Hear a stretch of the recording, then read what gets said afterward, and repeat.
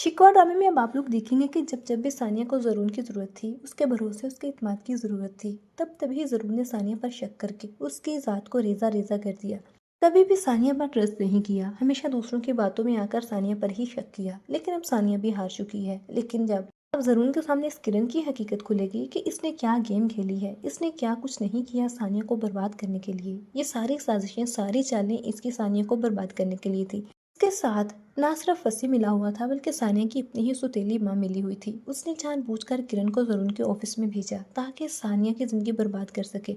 किरण की नेचर से अच्छी तरह वाकिफ थी और वो जानती थी किरण ही है जो ज़रून को सानिया से दूर कर सकती है और सानिया की ज़िंदगी बर्बाद कर सकती है। सानिया की सौतेली माँ, जिसने सानिया की ज़िंदगी तो बर्बाद कर दी, लेकिन अब खुद भी किसी काबिल नहीं। जिस दौलत के पीछे वो मर रही थी, वही दौलत अब उसकी जान नहीं बचा सकती। अब वो अपने सारे गुनाह अपने मुंह से कबूल करेगी और ज़रून को सारी सच्चाई बताएगी कि सानिया का कोई अफेयर नहीं था फसी के साथ। ये सिर्फ सानिया को फंसाने की साजिशें होती रही हैं। सभी तो सानिया के दुश्मन थे। वो खुद अपना गुनाह कबूल करेगी कि मैंने ये सानिया को बर्बाद करने के लिए ये सब कुछ किया था। मैंने ही किरण को तुम्हारे पीछे लगाया था ताकि वो तुम दोनों की ज़िंदगी में इंटरफेयर करे और तुम दोनों की ज़िंदगी ख़राब हो। और फसी के साथ सानिया का कोई लेन देन नहीं था।